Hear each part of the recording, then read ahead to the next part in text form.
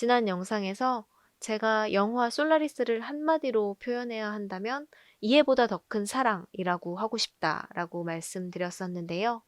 오늘 영상에서는 그 부분에 대해 조금 더 얘기해 보려고 합니다.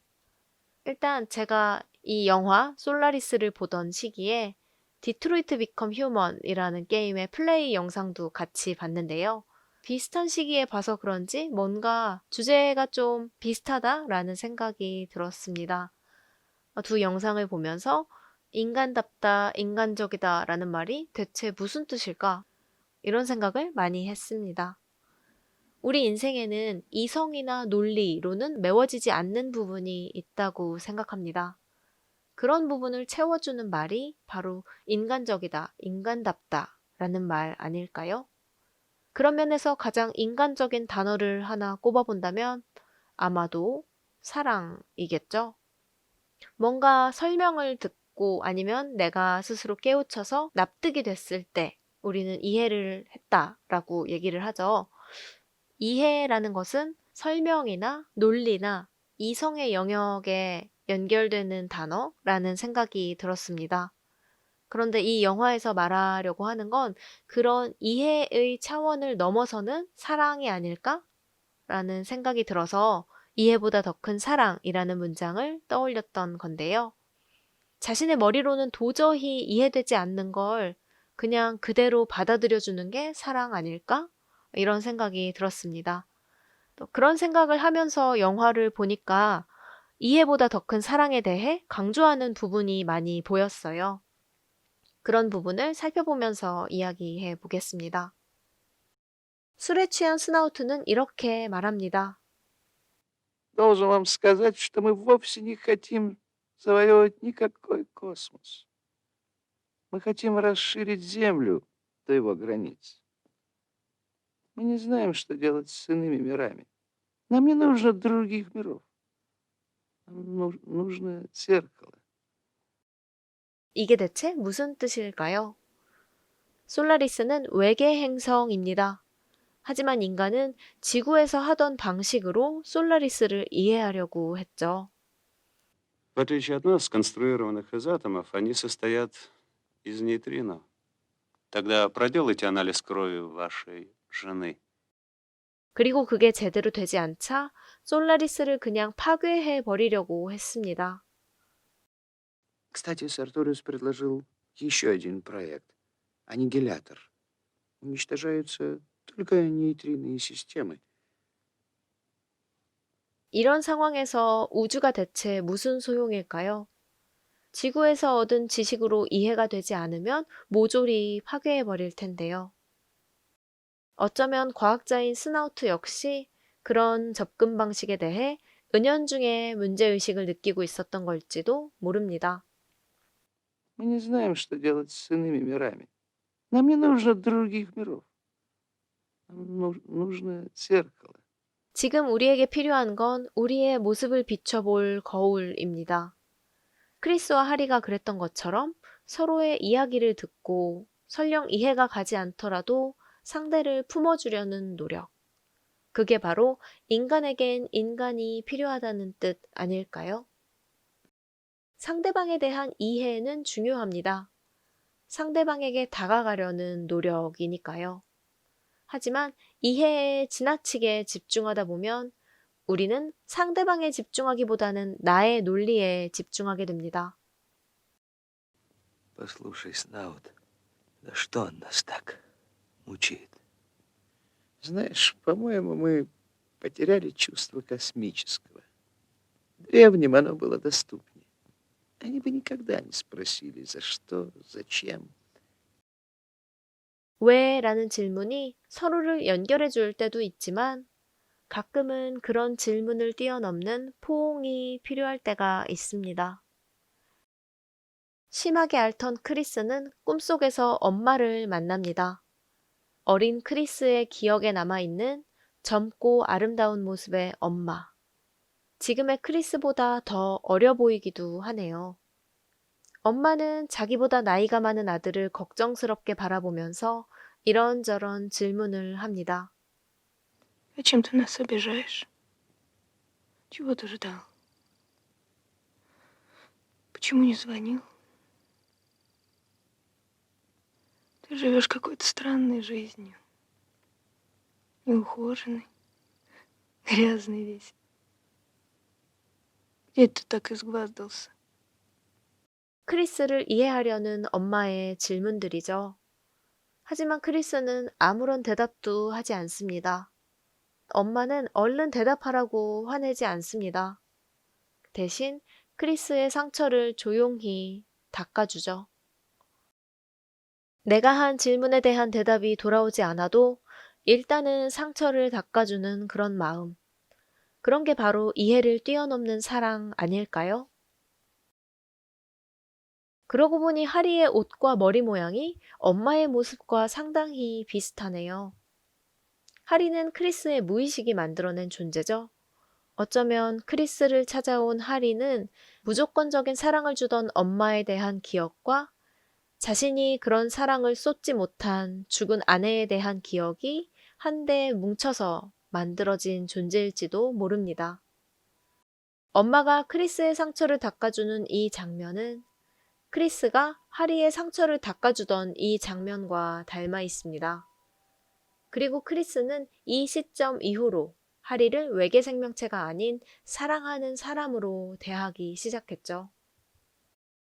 Вы не согласны? Это все равно, как если бы я сам себе отпиливал ногу. 자신이 그저 기억의 복제품이라는 사실을 알게 된 하리는 크리스에게 힘없이 말합니다. Я не Хари. Да Хари умерла. 하지만 크리스는 이렇게 답합니다. Не надо, Харри. Я не Харри! Ну хорошо. Хорошо. Может, твое появление должно быть пыткой? Может, услугой океана? Ну какое все это имеет значение, если ты мне дороже, чем все научные истины, которые когда-либо существовали в мире? 크리스에게는 하리가 어떤 존재인지 중요하지 않습니다. 크리스는 하리를 통해 자신을 비춰봤고 상대가 어떤 상태인지 관계없이 상대를 끌어안는 경험을 했습니다. 그건 어머니로부터 받았던 소중한 기억과 닿아 있었죠. 크리스의 그 사랑을 하리 역시 느꼈습니다. 하리는 그 사랑을 통해 인간의 사랑을 깨닫습니다. А Крис меня любит. А просто защищается от самого себя, правда. Дело не в этом. Не важно, почему человек любит. Это у всех по-разному. 그리고 그 사랑이 하리를 인간으로 만들어주죠. Я становлюсь человеком.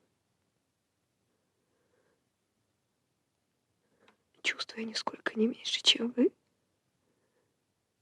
영화 초반에서의 하리는 크리스의 기억에 의존하고 있었습니다. 그래서 크리스와 잠시라도 떨어지게 되면 무척 불안해했죠. 하지만 이제는 그런 불안을 느끼지 않습니다. 떨어져 있어도 그 사랑을 느낄 수 있으니까요. Я уже могу обходиться без него. 하리는 이제 자기 자신을 인간이라고 선언합니다. Я человек. 그리고 크리스를 위해 소멸을 택하죠. Крис, ужасно, что пришлось тебя обмануть. Но иначе нельзя было. Их сама попросила об этом. Никого не обвиняй. 사랑하는 사람을 위해 자신의 희생을 택한 하리. 인간적인, 너무나도 인간적인 모습입니다. 크리스는 솔라리스를 분석하고 해부하기 위해 찾아왔습니다. 하지만 그가 이곳에서 맞닥뜨린 건 자신이 오랫동안 잊고 지냈던 기억들이었죠. 크리스는 그 기억을 통해 이해를 넘어선 사랑을 체험합니다. Но любовь — это чувство, которое можно переживать, но объяснить нельзя. До сегодняшнего дня человечество, Земля были попросту недоступны для любви. Ты понимаешь, о чем я, Снаут? А может быть, мы вообще здесь только для того, чтобы впервые ощутить людей как повод для любви? А? 이 영화 초반에 잠깐 등장하는 인물이 있습니다. 주인공 크리스의 이모인 안나인데요. 비중이 높은 인물은 아니지만 왠지 이 영화의 주제랑 좀 연결되는 인물로 느껴졌어요.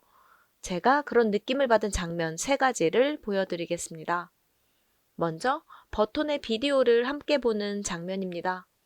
버톤은 솔라리스의 이상한 힘을 직접 경험했고 그 사실을 사람들에게 알렸습니다. 하지만 사람들은 그 이야기를 받아들이려 하지 않았죠.